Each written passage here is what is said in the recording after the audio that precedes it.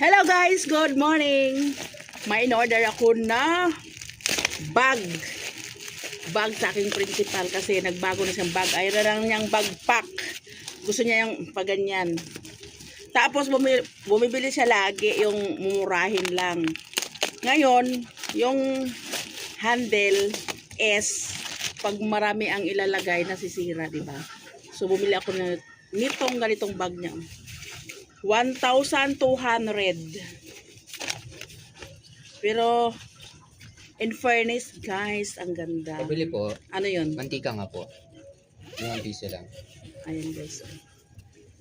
Saglit lang. Bigyan natin ng mantika.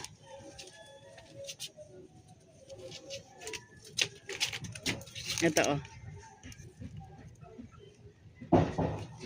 Pabili po. Ito guys oh. Yan. Ang ganda nito. Ang size nito is 20 liter.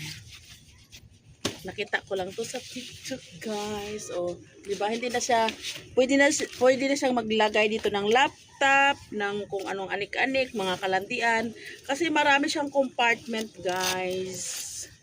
Oh. 1,200. Oh, lig-on siya kasi yung bilibili niya dito lagi nasisira oh. O 300 kung bumili siya ng heavy duty na bag. 'Di ba? Ganda. Ang pangalan nito is Bag Smart. O ako na nagma-market. 'Di ba?